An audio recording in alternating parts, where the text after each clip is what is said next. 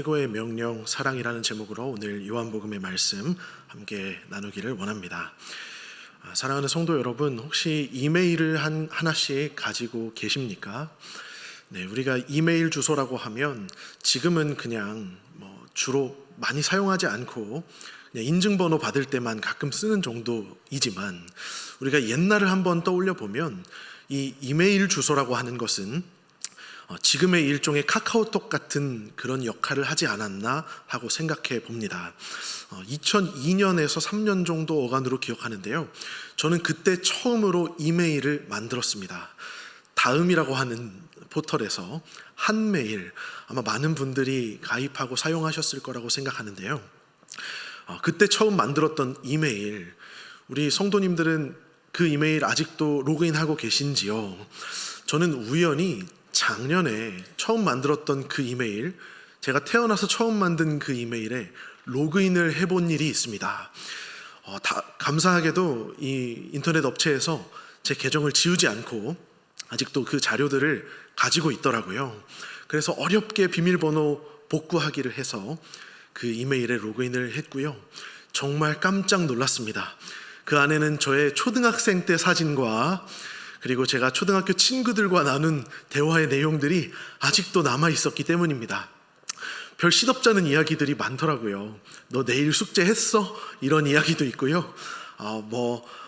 축구하는데 무릎을 다쳤다든지 이런 이야기들을 주고받았던, 저는 기억에 남아있지 않은 그런 일들이 메일에 고스란히 남아 있었습니다.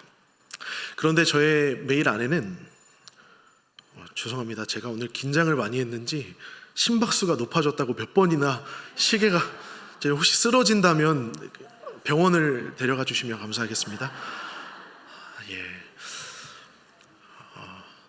그런데 저의 이메일 안에는 깜짝 놀랄 만한 한 이메일이 들어 있었습니다.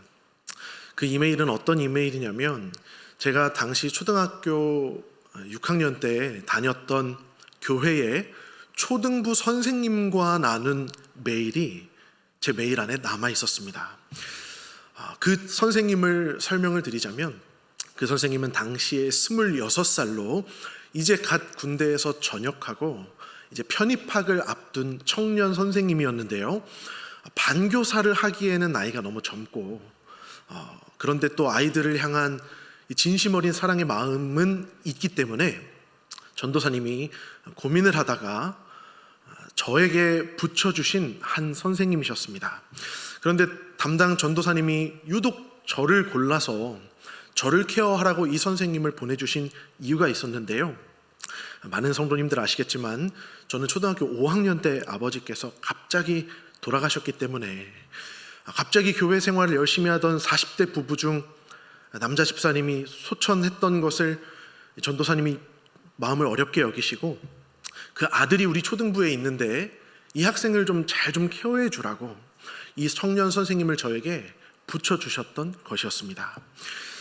그런데요, 이 청년 선생님이 정말 마음이 천사표 같은 선생님이었어요. 그 선생님의 헤어스타일은 그 당시 유행하는 윤사마의 바람머리였고요, 갈색으로 염색을 해서 학생들을 항상 사랑으로 섬기고, 그리고 주기적으로 한 달에 한 번씩은 꼭 짜장면을 사주는 고맙고 귀한 선생님이셨습니다. 그런데 초등학생이 이 20대 선생님하고 어울리려니 할 수 있는 게 뭐가 있었겠어요? 그래서 만나면 선생님 춤 가르쳐 주세요. 그래서 당시 유행하던 브레이크 댄스 막 배워서 추고요. 그럼 선생님이 땀을 뻘뻘 흘리면서 저를 춤을 가르쳐 주시는 거예요. 춤도 배우고, 또 선생님과 함께 먹었던 그 컵라면에 날계란을 풀어서 먹었던 그 육개장 맛은 20년이 지났지만 아직도 잊지 못한 저의 넘버원 이 맛집 음식 중 하나입니다. 선생님과 짜장면도 먹고 컵라면도 먹으면서 저의 그 어렵고 힘들었던 시간들을 참 많이 견딜 수 있었던 것 같습니다. 그런데 다시 이메일 이야기로 돌아가서, 제가 그 20여 년 전에 선생님께 받은 그 이메일에 어떤 내용이 적혀져 있었냐면요, 아마 제가 보낸 어떤 메일에 답장을 보내주셨던 것 같아요. 그런데 그 내용에 이렇게 적혀 있었습니다. 지우야, 선생님이야. 선생님은 오늘 해야 할 공부를 마치고 또 해야 할 일이 있어서 출근하기 전에 이렇게 답장을 하고 있어요. 우리 지후도 삶에서 축구도 해야 하고 공부도 해야 해서 어려운 마음이 들 때가 많이 있겠지만 그건 어른이 되어도 마찬가지란다. 선생님도 힘들지만 열심히 하고 있으니까 우리 지우도 힘들어도 열심히 하기를 바래요. 고 누구누구 보냄, 이렇게 적혀 있는 메일의 내용을 보았습니다. 20년이 지났지만 그때 받았던 그 사랑 그리고 그 고마운 은혜를 제가 너무나 많이 오랫동안 잊고 살았던 것 같다는 생각을 참 많이 했고요.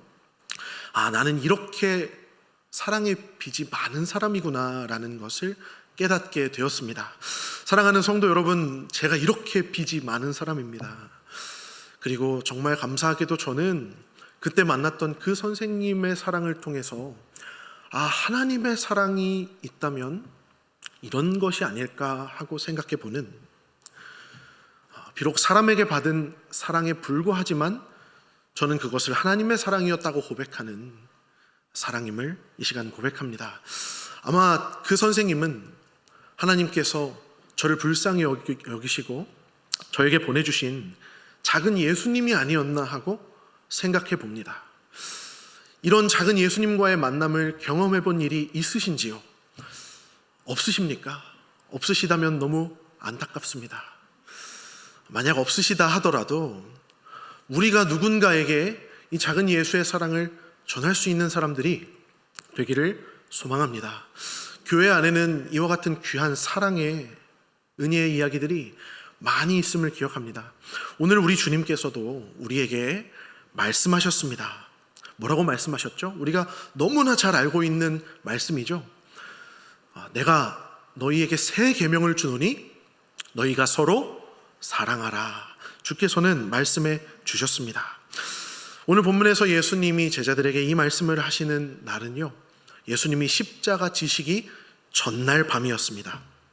이제 곧 십자가에서 달리실 것을 아시고 준비하시면서 예수님은 제자들과 이별할 것을 앞두고 이 가르침을 우리에게 주셨습니다. 그렇기에 오늘의 이 말씀의 내용은 중요한 말씀인데요, 예수님은 오늘 제자들에게 새 계명을 주겠다고 하셨습니다. 여기서 말씀하신 이 계명이라는 단어는요, 헬라어로 엔톨레라는 말인데요, 주로 계명이나 명령 또는 법으로 번역되는 단어입니다. 예수님께서 우리에게 오늘 새 계명을 주신다 말씀하실 때 이것은 예수님께서 메시아로서 당신의 백성들이 따라야 할 새로운 법, 새로운 계명을 주시겠다 말씀하신 것이죠. 그러므로 제자들은 예수님이 새 계명을 주신다 말씀하실 때 굉장히 기대하는 마음을 가졌을 것입니다. 나의 메시아이신 예수님께서 계명을 주신다고? 그렇다면 무엇이든 실행해야겠다라는 각오를 가지고 이 말씀을 들었을 것입니다. 예수님은 메시아이시니 어떤 명령을 우리에게 주실까요? 제자들은 어떤 명령을 주시리라고 기대했을까요? 땅 위에 충만하여서 이제 모든 나라들을 다 다스리고 하나님의 새로운 나라를 세우자 말씀하신다면 그대로 할 준비가 되어 있었을 것입니다. 또는 이제 그의 나라를 세워야 하니 집안의 모든 금부치와 쇠부치를 다 모아서 우리가 재산을 형성하자 말씀하신다면 모든 재산을 드렸을 것입니다. 그러나 예수님의 새로운 계명은 다름 아닌 서로 사랑하라는 것이었다는 사실입니다. 오늘 자막 말씀입니다. 새 계명을 너희에게 주노니 어떻게 하라고요? 서로 사랑하라. 예수님은 새 엔톨레, 새로운 계명을 주시는데 그것은 다름 아닌 사랑이었다는 것입니다. 이 명령은요, 사실 메시아로서 주기에는 너무나 약한 명령에 불과합니다. 가령 예컨대 이 이전에 유다의 지도자였던 마타디아스라고 하는 제사장은요, 이방인들의 박해에 맞서 싸울 것을 촉구하면서 이렇게 말했습니다. 누구든지 율법을 위하는 자는 나를 따르라. 너무나 멋지지 않습니까? 기백이 하늘을 찌르지 않습니까? 또 우리가 너무나 좋아하는 이순신 장군 어떤가요? 전쟁통에서 군사들에게 뭐라고 말합니까? 필사즉생, 필생즉사. 죽고자 하면 살 것이요, 살고자 하면 죽을 것이다. 막 듣기만 해도 소름이 끼치지 않습니까? 그런데 제자들에게 예수님은 메시아로서 위대한 새 계명을 주실 때 서로 사랑하라 가르쳤다는 것입니다. 이것은 계명이라고 하기엔 요즘 말로 너무나 애견남스러운 그런 요청이 아닐 수 없습니다. 그리고 또 이 계명이 너무나 실망스러운 이유는 사실 이 계명은 이스라엘 백성이라면 누구나 알고 있는 너무나 익숙한 계명이었기 때문입니다. 이미 하나님을 사랑하고 이웃을 사랑하는 것이 최고의 법인 줄 다 아는 제자들이었기에 서로 사랑하라는 이 계명은 너무나 실망스러운 명령에 불과했던 것이죠. 그러나 예수께서 이 말씀을 하신 진짜 이유는 그 당시 이스라엘 사람들이 믿고 있었던 계명과 깊은 연관이 있습니다. 그 당시 종교 지도자들은 누구였죠? 바로 바리새인들과 율법 교사들이었는데요. 이들은 하나님의 백성들이 거룩함에 이르기 위해서는 엄격한 종교적 결벽주의만이 복을 받을 수 있는 유일한 방편이라고 가르치고 있었다는 사실입니다. 바리새인들 종교 지도자들은 지키기 너무나 어려운 여러 가지 율법들을 가르치면서 이것을 다 지켜 행해야만 거룩해진다고 가르치고 있었죠. 예수님께서는 그것을 아시고 오늘 제자들에게 다시 한번 예수님을 따르는 자들이 거룩함을 누리기 위해 지켜야 할 최고의 법이 바로 서로 사랑하는 것임을 다시 한번 일깨워 주신 것입니다. 유대교에 따르면 안식일에는 그 어떤 노동도 하지 않아야만 거룩함에 이를 수 있다고 합니다. 그래서 유대인들은 안식일에는 물건도 옮기면 안 되고 하루에 2,000보 이상은 걸어서도 안 되며 부정한 것을 만질까봐 늘 정결의식과 손을 씻어서 자신의 몸을 거룩하게 하기 위해 힘써야 하는 삶을 살아왔습니다. 그렇게 해야만 거룩해지고 정결해진다고 믿고 있었던 유대인들에게 예수님은 너희가 이 모든 것을 지킬 때 거룩해지는 것이 아니며 너희가 서로 사랑할 때 거룩해지는 존재라고 다시 한번 말씀해 주신 것이죠. 이것을 오늘날로 번역한다면 어떤 말이 되겠습니까? 어떤 사람은 40일 금식 기도 정도는 해야 거룩함에 이를 수 있다고 말할지도 모릅니다. 오늘날 어떤 사람은 성경 암송을 열심히 해서 109절 정도는 쉬지 않고 암송할 수 있어야 거룩한 사람이라고 말할 수 있습니다. 그러나 예수님은 우리가 서로 사랑하는 것만으로도 충분히 거룩한 존재라고 가르쳐 주셨다는 것이죠. 그래서 바울도 고린도전서에서 이렇게 증언하지 않습니까? 내가 사람의 방언과 천사의 말을 할지라도 사랑이 없으면 소리나는 구리와 울리는 꽹가리가 되고. 아멘. 물론 경건의 외형은 너무나 중요한 것이지만 그러나 경건의 본질은 우리가 서로 사랑하는 데 있음을 오늘 예수님은 가르쳐 주신 것입니다. 그렇다면 이 세상에서 하나님의 법을 가장 잘 따르는 사람이 있다면 과연 어떤 사람일까요? 이 땅에서 하나님의 법을 가장 잘 따르며 이 세상에서 하나님을 가장 잘 믿는 사람이 있다면 그 사람은 바로 진심으로 누군가를 사랑할 줄 아는 사람인 줄 믿습니다. 우리 중에 예수님을 가장 잘 믿는 사람이 있다면 그 사람은 어떤 사람일까요? 그 사람은 누군가를 진심으로 사랑할 줄 아는 사람일 줄로 믿습니다.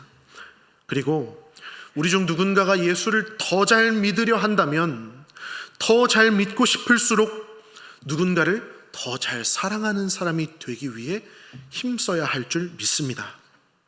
우리가 무언가를 오래 할수록 그 분야의 달인이 됩니다. 저도 이제 목동, 염창동 지역을 6년이 넘게 살아보니까요, 이제 대충 보면 그게 어딘지 알겠습니다. 운전면허를 딴 지가 이제 15년이 다 되어 가니까요, 이제 평행주차, 후면주차, 전면주차 기가 막히게 합니다. 개인적으로 저는 드럼을 20년이 넘게 쳤거든요. 이제 드럼은 눈 감고도 칠 수 있습니다. 그렇다면 신앙생활을 30년이 넘게 한 우리가, 제가 모태신앙인이니까 30년 넘은 거 맞죠? 신앙생활을 30년, 많게는 50년, 60년 넘도록 한 우리가 가장 잘해야 하는 것이 한 가지 있다면 무엇일까요? 그것은 대표기도일까요? 찬양할 때 자동으로 3단 화음을 넣는 것일까요? 아니라는 것입니다. 누군가를 진심으로 사랑할 줄 아는 것, 그것이 예수를 믿을수록 우리가 눈 감고도 할 수 있는 우리의 능력과 권능이 되어야 할 줄로 믿습니다. 사랑하는 성도 여러분, 우리 안에 20년 내공의 그리스도인, 40년 내공의 그리스도인 너무나 많지 않습니까? 우리 교회 새 신자가 왔어. 어디 50년 내공의 우리 성도의 사랑 맛 좀 한번 볼텨 하면서 새 가족이 오면 사랑으로 그냥 사랑을 퍼줄 수 있는 그런 그리스도인들이 우리 성문교회 안에 가득해지기를 진심으로 소망합니다. 그런데 예수님은요, 오늘 그냥 우리에게 사랑하라고 하시지 않으셨습니다. 우리 34절 말씀 다시 한번 보면요, 너무나 중요한 말씀이죠. 예수님은 너희가 서로 사랑할 때 내가 너희를 사랑한 것 같이 서로 사랑하라고 하셨습니다. 이 말이 무슨 뜻인지 이해하려면 우리는 오늘 이 13장의 앞부분을 다시 한번 보아야 합니다. 본문 13장의 앞부분을 보면 우리가 잘 아는 것처럼 예수님께서 제자들의 발을 씻겨주시는 장면이 나오는데요. 그런데 이 장면에 들어가면서 오늘 요한은 13장의 1절 말씀에 이렇게 기록하고 있습니다. 6월절 전에 예수께서 자기가 세상을 떠나 아버지께로 돌아가실 때가 이른 줄 아시고 세상에 있는 자기 사람들을 사랑하시되 끝까지 사랑하시니라. 아멘. 오늘 예수님은 당신의 사랑으로 자신의 제자들을 사랑해 주시는데 그 사랑의 일환으로서 제자들의 발을 씻겨 주셨다는 것이죠. 그렇다면 발을 씻겨 준다고 하는 것은 어떤 의미가 있을까요? 우리 성도님들 다 이미 아시겠지만 유대 전통에서 이 발을 씻겨 주는 일은요, 그 집안의 가장 낮은 하인이 하는 일이었습니다. 유대인들은 하루 종일 샌들을 신고 이 흙바닥을 돌아다니는 사람들이었는데요, 그렇게 모래밭을 걸어다니다가 어떤 사람의 집에 오면 발이 가장 더럽기 때문에 이 하인들이 나서서 그 손님을 데려가서 흙 묻은 발을 깨끗이 닦아줬던 것이죠. 그런데 이 유대인의 전통에 따르면 이 일은 특히나 너무나도 하찮은 일이라서 지정된 가장 천한 하인 외에는 아무나 하지 않도록 금하는 일이었다고 합니다. 그래서 심지어 제자들도 스승의 발은 씻기지 않아도 되는 규칙이 있었다고 합니다. 가장 하찮은 일이라는 것이죠. 발을 씻겨주는 그 일을 함으로써 그 사람은 가장 하찮은 사람이 된다고 하는 그 의미가 깔려 있었다는 것이죠. 그런데 예수님께서는 제자들을 한 사람 한 사람을 부르셔서 그 가장 낮은 그 하찮은 일을 담당하셨다는 것입니다. 그리고 그 제자들의 가장 더러운 부분인 발을 깨끗이 씻어 주셨다는 것입니다. 그렇다면 오늘 우리에게 주신 말씀, 내가 너희를 사랑한 것 같이 너희도 사랑하라 하신 이 말씀을 받을 때에 우리가 서로 사랑하려면 어떻게 사랑해야 할까요? 먼저는 우리가 각자 자기 자신을 천한 하인으로 여겨야 할 줄로 믿습니다. 그리고 둘째로는 각자 하인이 되어 상대방의 가장 더러운 부분을 담당해 주어야 할 줄로 믿습니다. 오늘도요, 이 말씀을 묵상하면서 사랑하기가 얼마나 힘든 일인지를 많이 생각해 보게 되었습니다. 낮에 저희 집사람이 배가 고파가지고 음식을 포장으로 시켰어요. 저보고 찾아오라는 겁니다. 그래서 바빠 죽겠는데 시간을 내서 식당에 찾아갔습니다. 그런데 늘 저희가 시켰던 장소거든요. 가서 사장님한테 사장님 저희 주문한 음식 나왔나요? 물어봐도 없다는 거예요. 주문이 안 됐다는 거예요. 그래서 제가 계속 문자를 보여주면서 사장님 여기 이렇게 시켰는데 무슨 말씀하시는 거예요? 그랬더니 사장님이 손님 염창점으로 시키셨잖아요. 여기 염창 역점이에요. 그렇게 말하는 것이었습니다. 아니 실수도 한두 번이어야지. 저희 집사람은 이런 실수를 날마다 하거든요. 마음의 승질이 얼마나 많이 나던지요. 그런데 꾹 참았습니다. 상대방의 가장 연약한 부분을 담당하는 것이 그리스도인의 사랑이라고 말씀하셔서 제가 오늘은 한번 참아봤습니다. 가정에서 배우자와 자녀에게 열받는 일이 있으신가요? 없으신가요? 우리가 상대방의 가장 연약한 부분을 담당하는 것이 예수님이 사랑하신 것 같이 사랑하는 것임을 믿으시기를 바랍니다. 교회 생활하면서 열받는 일이 있으신가요? 없으신가요? 있으시죠. 저도 청소년 사역을 하면서 정말 아이들에게 찐으로 짜증을 냈던 적이 여러 번 있었습니다. 오늘 말씀 앞에서 회개합니다. 우리 옆 사람을 한번 지그시 한번 쳐다보실까요? 표정 관리 잘 하셔야 됩니다. 시작부터 인상 쓰시면 안 됩니다. 우리 옆 사람 보면서 우리 서로 이렇게 한번 인사해 봤으면 좋겠습니다. 제가 당신의 가장 연약한 부분도 담당하겠습니다. 가장 연약한 부분도 담당하겠습니다. 아멘. 이렇게 설교하고 집으로 돌아가면 제 입장이 아주 불리해집니다. 저희 집사람이 아주 기다렸다는 듯이 놀립니다. 지금 화내는 건가요? 하인이라는 걸 잊은 건가요? 이렇게. 그럼에도 불구하고 다른 사람의 가장 연약함을 담당하는 것이 예수께서 가르치신 사랑의 본질임을 믿음으로 고백합니다. 마지막으로 예수님은요, 우리가 서로 사랑하는 것은 중요한 한 가지 결과를 만들어낸다고 가르치셨습니다. 본문 35절 말씀입니다. 너희가 서로 사랑하면 이로써 모든 사람이 너희가 내 제자인 줄 알리라. 아멘. 예수님은 우리가 서로 사랑하면 모든 사람이 우리를 제자인 줄 알아보게 될 것이라고 말씀해 주셨습니다. 이 말씀은요, 사랑이야말로 세상이 성도를 인식하는 가장 주된 정체성이 될 것을 말씀해 주신 것입니다. 인터넷에 그런 재밌는 이야기가 있습니다. 외국에서 한국인 구별하는 방법, 뭔지 혹시 아시나요? 외국 사람들이 동양인을 보면요, 중국인, 한국인, 일본인 똑같이 생겼다는 겁니다. 그래서 저 사람이 중국 사람인지 일본 사람인지 모르는데요, 근데 그 중에서 딱 한국 사람만 구별해낼 수 있는 방법이 있다고 합니다. 뭔지 아세요?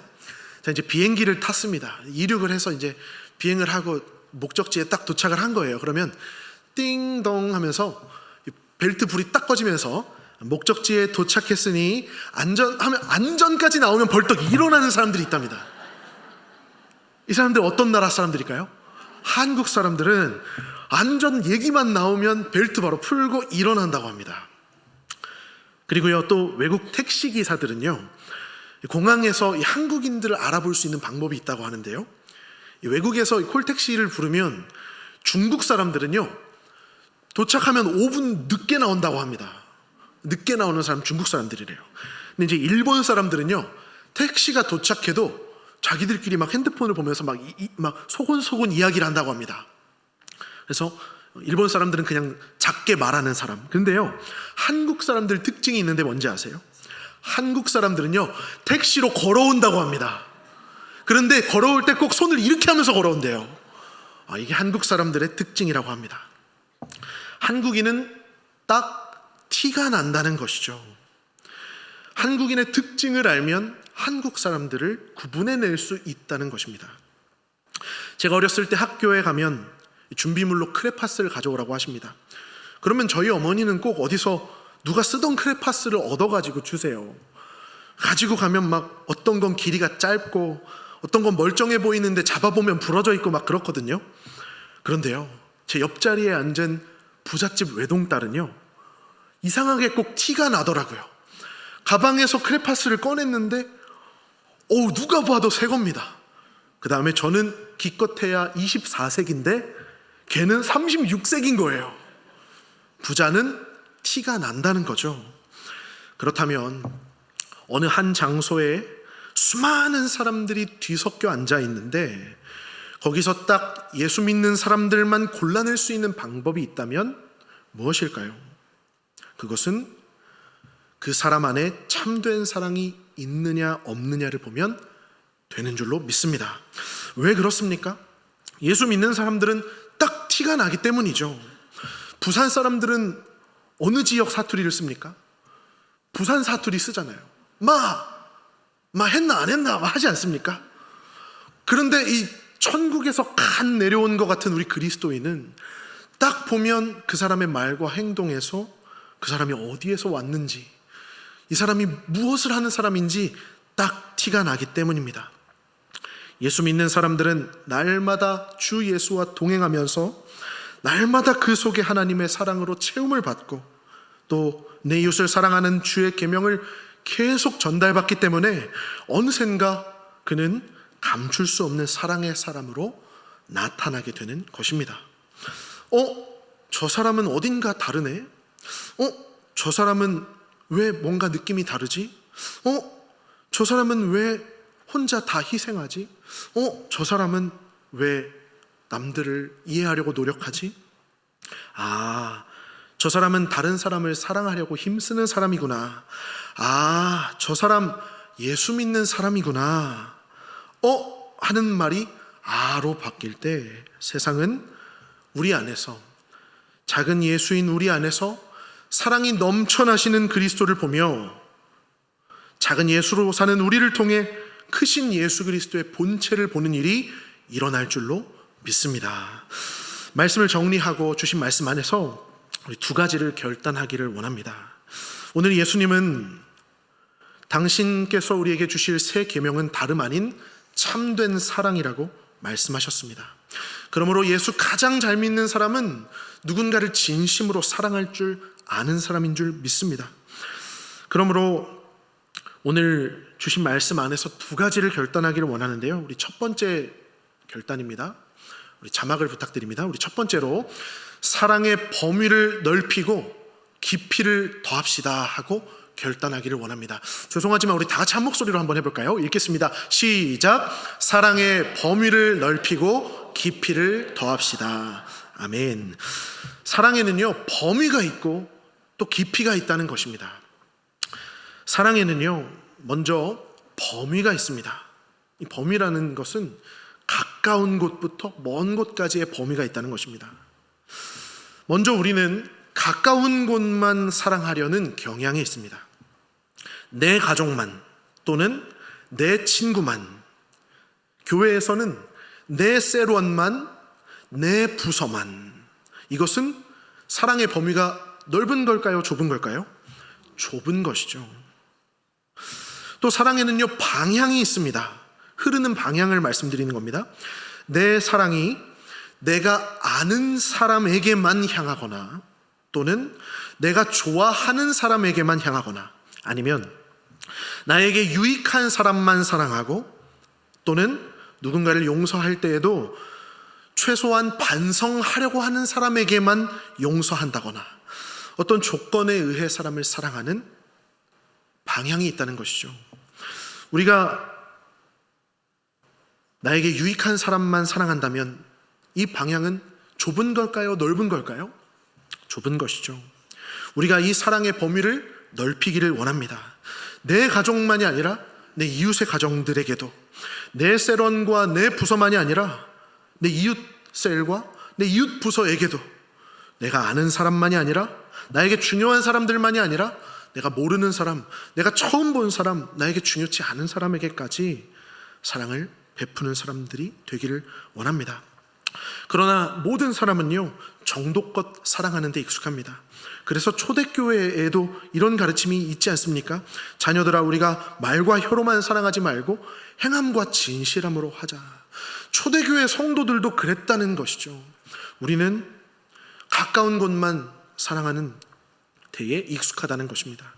우리가 그 경계를 넘어서기를 원합니다. 또한 사랑에는 깊이가 있습니다. 사랑하는 성도 여러분, 여러분의 사랑의 깊이는 어느 정도이십니까? 제가 삽으로 한번 비유를 들어봤는데요. 집 앞 텃밭을 가꿀 때에는 모종삽이 필요할까요? 포크레인이 필요할까요? 포크레인으로 텃밭 가꾸면 큰일 납니다. 텃밭을 가꿀 때는 모종삽만 있으면 되죠.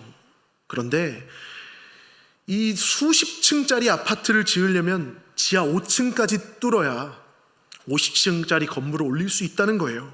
그런데 모종삽으로는 아파트를 지을 수 없다는 것입니다. 지하 5층까지 뚫으려면 포크레인을 준비해야 한다는 것이죠.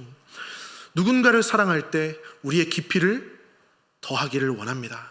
누군가를 사랑할 때, 우리 내 세론들 사랑할 때 모종삽으로 사랑하십니까? 포크레인으로 사랑하십니까? 포크레인으로 사랑하기를 원합니다. 우리 사랑의 원자탄이라는 말도 있지 않습니까? 내가 이 사람을 나의 아낌없는 사랑으로 사랑해야겠다 다짐하는 우리들이 되기를 원합니다. 두 번째 결단입니다. 두 번째 자막 부탁드립니다. 우리 다 같이 한 목소리로 읽겠습니다. 시작. 사랑으로 믿음을 보여줍시다. 아멘. 사랑으로 믿음을 보여줍시다 하는 이 말은요, 이해할수록 참 심오한 이 믿음의 진리가 담겨있는 고백인 것 같습니다. 사랑과 믿음, 이 둘은요 너무나 다른 것처럼 보이는 두 단어입니다. 사랑은 사랑이고 믿음은 믿음이죠. 그러나 전혀 관계없어 보이는 이 두 단어는 뿌리와 열매의 관계에 놓여져 있습니다. 믿음은 뿌리와 같이 우리를 지탱하고 믿음으로 이 땅의 영양소를 빨아들이지만 열매를 맺을 땐 무엇으로 열매를 맺습니까? 사랑으로 열매를 맺는다는 것이죠. 우리 안에 심겨진 이 믿음의 씨앗은 반드시 우리의 겉으로 열매를 맺게 되어 있는데, 이 열매는 사랑으로 열매 맺는다는 것입니다.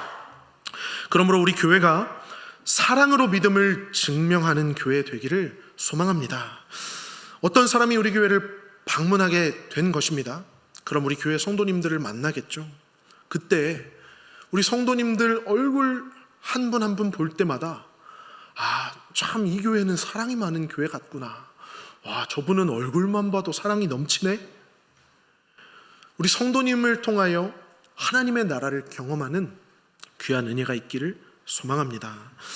하나님은 당신의 이 교회를 건물로 짓지 않으셨습니다. 건물은 겉으로 드러난 모습에 불과합니다. 하나님께서 세우신 이 교회는요, 작은 하나님의 나라입니다. 한국에 오면 한국말을 쓰고, 한국에 오면 포크질을 하던 사람도 젓가락질을 하듯이, 교회에 오면 이 세상에 속한 사람들도 하나님 나라의 문화와 법을 경험하게 되는 줄을 믿습니다. 우리 성문교회에 오기만 하면 하나님의 사랑을 경험할 수 있는 그런 곳이 되기를 진심으로 소망합니다. 말씀을 마치겠습니다. 사랑하는 성도 여러분, 이 세상은 참으로 사랑 없는 세상입니다. 자비 없는 세상입니다. 가차 없는 세상입니다. 그러나 주를 믿는 자들은 서로 사랑하라는 이 명령 붙잡고 살기에 세상에서 소금처럼 빛처럼 쓰임을 받는 줄을 믿습니다. 우리 모든 성도님 여러분, 사랑의 사도가 되셔서 포크레인 같은 사랑으로 내 이웃을, 우리 영가족들을 사랑으로 섬기는 모든 주의 자녀들이 되시기를 진심으로 소망합니다.